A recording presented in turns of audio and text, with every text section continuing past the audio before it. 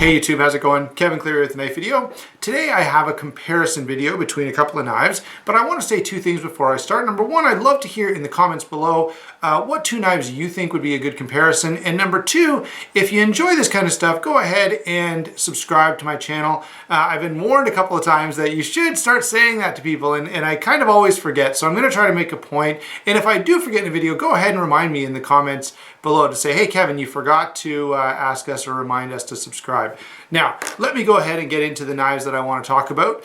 The first one is the RealSteel s571.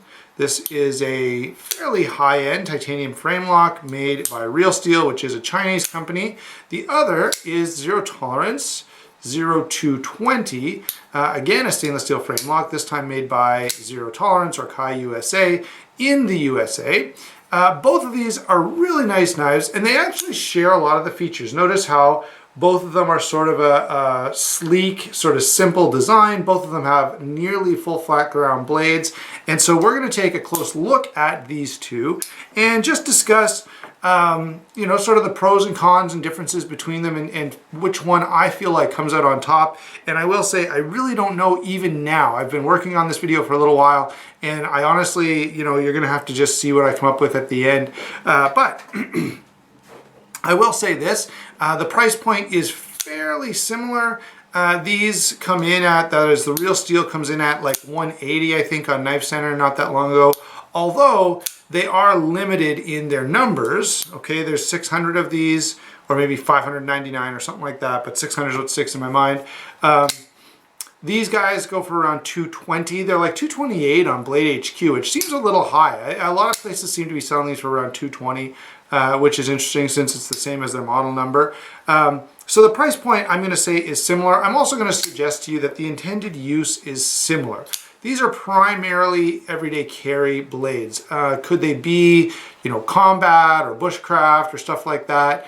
Yeah, they could be flexed into different uses, but I think to me, and I think to their intended designers, or I mean to their designers, their intended use was primarily an EDC blade. So they're similar in design, they're similar in materials, they're similar in cost. I think there's a lot of things that are worth comparing about these two blades. So let's go ahead and get started with size and weight. And once we do the size and weight, we'll go ahead and move over to the top-down view like we've been doing, or like we recently started doing. So this knife, the Zero Tolerance, is 8 7/16, so just under 8.5 inches. The blade length is 3.5 inches. The handle here, okay, is 4 15/16, so just a hair under 5 inches, and it's a hefty 6.2 ounces. So fairly heavy, definitely overbuilt or very heavily built, which we've come to expect from ZT. Now, the RealSteel is similar size titanium, but the blade stock is definitely thinner. The knife overall weighs considerably less, even though it is larger. So the numbers on this, 8 9/16 overall. So that's almost, okay, that's a little over, I should say, 8.5 inches. So 8/16 would be half an inch, right? So 9/16 is just a little over 8.5 inches. 3 3/4 inch blade though. One of the things I love about this is how much metal you're getting, how much cutting edge you're getting. So 3 3/4 inches, really, really cool. 4 11/16 overall, so just under 4 3/4 of an inch in length. And the weight on this is like 5 ounces, just a little over 5 ounces. So in terms of size and weight, there can be really no question about which knife comes out on top here.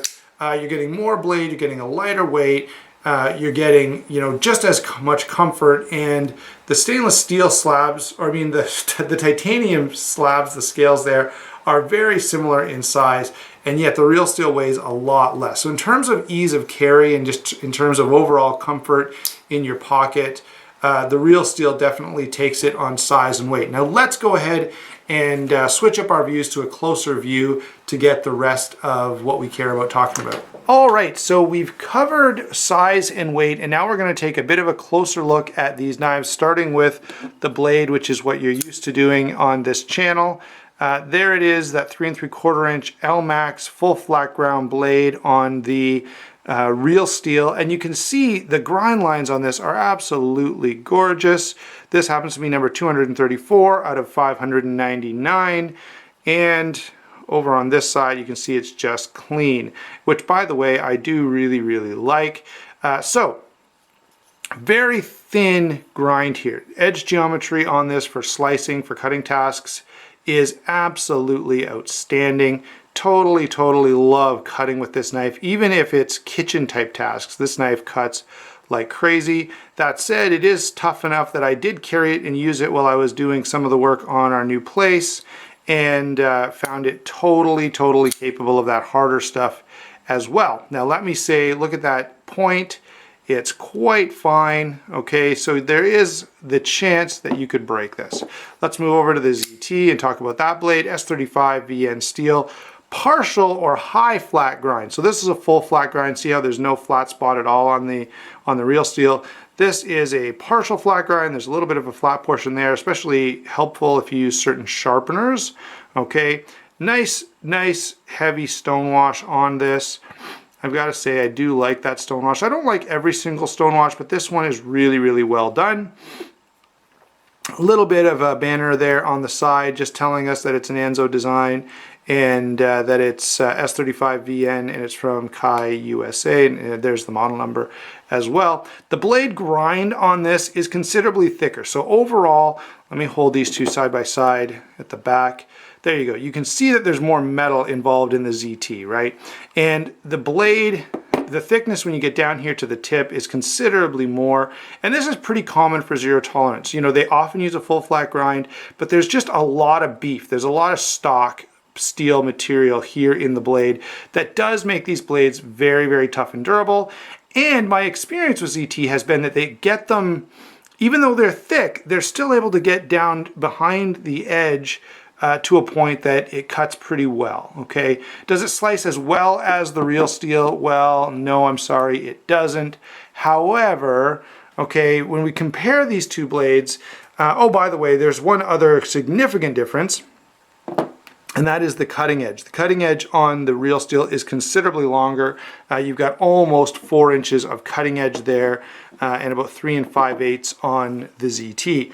So that's what I mean by cutting edge, is how much actual cutting portion of the blade is there, and I measure that by pulling the knife, by rounding a tape measure around that. So it's the actual real cutting edge length.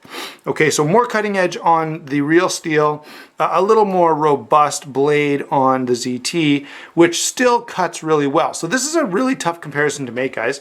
Overall, I think I'm going to go ahead and give the edge just slightly to the zero tolerance, because even though, yes, the RealSteel slices marginally better, it's hardly noticeable and probably not noticeable to many users, but you are getting a more robust blade, and one that's going to stand up to use not only in terms of, you know, torsional rigidity, extra strength for prying and stuff, but it's also going to not show wear very easily because of that stonewash finish, okay? So for me, the edge just barely goes to the ZT. Having said that, I absolutely love the look of the grind lines on this blade. It's one that if you follow me on Instagram, I've often put it on there just because I love the way those grind lines catch the light. Absolutely gorgeous knife. So those are how the blades compare, and my take is that the ZT gets the nod, but just barely. I really want to call this a tie, but I've got to say I like that toughness and that durability, especially for the average user. Let's move on then from the blade and start talking about lockup and deployment. Now, this is one of the areas where these knives are very similar, but also very different. Both of them are bearing pivots. Notice though I said bearing, not ball bearing.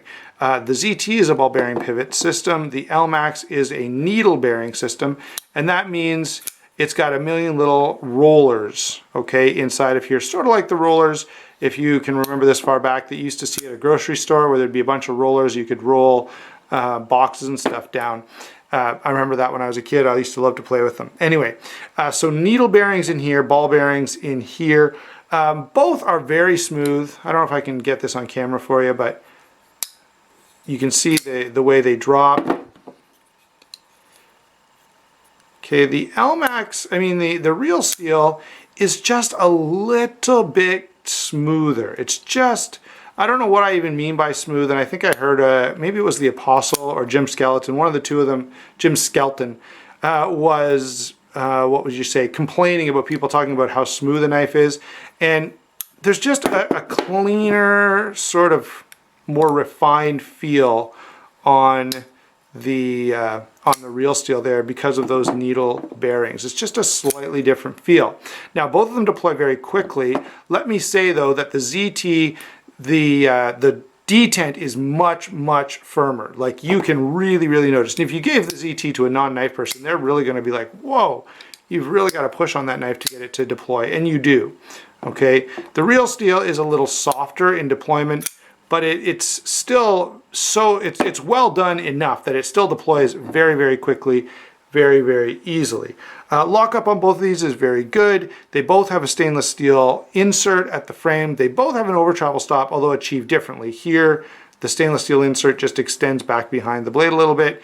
On this one, it's got this little cap on it. Now, I'm not a fan of this particular design choice. I would have liked to see this eliminated and then just gone with the extended insert here behind the handle to serve as an over travel stop. But it's not the end of the world. And it doesn't stop me from using the knife or anything like that. It's hard really, you know, maybe I'm being a little judgmental on picking on that, but I just feel like this doesn't really go with the overall design that well compared to the ZT, which to me, the design really flows nicely on the ZT. All right, so lockup and deployment, very, very solid. Both of these, you're not gonna move them. They're extremely solid, both side to side and up and down. And both of these, I have not had to put any Loctite on. Now, I'm not saying I never will, or that if you buy one, you won't have to, but up to this point, with fairly regular use, the pivots have not been regularly coming loose. And you know, we've all had knives that had that problem. Usually Loctite is the fix. Both of these have done pretty well along those lines. Let's see, where do we want to go next? Let's talk about the handle overall. Both of these are sort of a bead blasted finish, but they're very different, okay? So on the RealSteel, it's more of a Sebenza-like, where there's almost a texture. It almost has like a powdery feel to it. On the ZT, it's much, much smoother. It's still sort of a media blast or a bead blast, but it's much cleaner, much smoother. Definitely does not wear as easily. Anyone who's had a Sebenza or knows about Sebenzas, you guys know that this finish, that sort of powdery blasted finish, it takes snail trails very easily, and a Sebenza with even a little bit of use on it is going to show that, and this is going to be the same way. The ZT, on the other hand, is not going to show wear nearly as well. Now, if you act purposefully, or even if you accidentally scrape it on something hard, both of these are going to show wear. But the ZT, because it's smoother, it doesn't take snail trails very easily compared to a lot of finishes, and especially compared to the RealSteel. Talk about the pocket clip for a second. Both of these are this is a right or left side tip-up carry. Okay, so you can see the holes milled there on the other side, or drilled there. The RealSteel, not so much. There's no holes on the other side of this blade. It's only a single position pocket clip. It is a milled clip. Now, let me say that both of these clips, you know, you hear complaints about them in sort of knife discussions and on forums and stuff. Some people think, oh, the ZT clip should be fancier and nicer. I really like the clip. It works well. It carries deep. I find only rarely on some really thick pants do the screws get in the way. But even in like my 511 pants with the reinforced corners, I find it works just fine.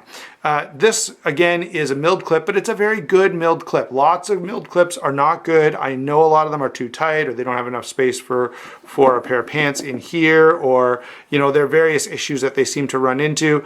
This one, even though it's fairly simple, it is also fairly functional, or maybe even very, very functional. In terms of ergonomics, both of them are really, really comfortable. Okay. I really like the comfort on these. This one does give you the option to choke up on the knife if you want to, and I do really like that option, but it's not great. In terms of, you know, overall feel in hand, you know, I've got to, boy, this is a really tough call. But here's the one thing that I think makes the difference. The RealSteel edges out the ZT in this case because of the fact that it locks in tighter to your hand. It's a more secure, more confidence-inspiring grip. The jimping is very good. The choil here is very deep and very positive. Even that texture on the titanium makes it grippier than the ZT. All right. In terms of deployment as well, I think, I don't know, it's a bit of a toss-up. To me, this deployment, I'm coming back because I didn't comment on this a second ago. The deployment on the RealSteel is a little smoother. Feels like it's pretty well, it's like perfectly dialed in. The ZT, it's not quite as smooth. It's very firm, which does make it a fast deployment. But it almost feels like, I don't know, it's a little rough for, if you really, especially for a non-knife person, if you're not used to flippers with a heavy detent, I think that could be off-putting. The RealSteel, to me, demonstrates well that you can have a fast deploying knife without some kind of crazy strong detent. It's just a matter of getting the geometry right and getting the detent exactly right, rather than just really strong. All right, so that's my take on the Lockup and Deployment. I think the RealSteel is just a little bit smoother. In terms of the handle and the ergonomics, the RealSteel is a little more positive. Okay, and what I mean by positive is it grabs you back. You're not. It's a little more confidence inspiring. Now, not that the ZT is bad. Remember, this is a comparison. Okay, so we're not asking. Is the zero tolerance not grippy? It's very grippy. It's very comfortable. But is it as grippy as the RealSteel? And that's where you got to go, no, not quite. Okay, so keep that in mind in all of these comparison videos, that it's a comparison. I could be comparing, and I would say both of these are very comfortable knives. It's now you're asking which one is more comfortable. Okay, so overall, I've got to say these are both awesome knives. I really like both of them. Love the design, love the simplicity, love the blade shape. There's just a lot of good things that these knives have going on. Now, in terms of which one I'm going to say wins in my comparison based on my preferences and my uses, I've got to give the slight edge to the RealSteel. The detraction from this one being that the blade is going to be just a little bit more you're going to have to be a little more gentle with the blade on the RealSteel versus the ZT. The other sort of side to this coin is I've got to say overall, from a design standpoint where, you know, how aesthetically appealing are these two knives, I've got to say with the orange and the blue, you know, and the way that the lanyard hole is integrated there in the back, I actually think the ZT is a more interesting, more compelling looking knife, but once you get them in hand, there you start noticing some other differences that are worth, or that are significant differences. So overall, yeah, I've got to say the RealSteel is the winner here, especially when it comes to value for dollar, when it comes to how well they have implemented their design choices. You know, my big detractor from this is, of course, that sort of lockable or secondary lock. I'm never a fan of those secondary locks. The ZT, it's just a little heavy, and its the main feature I really like about it is the overall design. So both are great knives. For my comparison in this situation, I'm going to say the RealSteel comes out just a little bit ahead. Thanks a lot for watching, and we'll talk to you soon.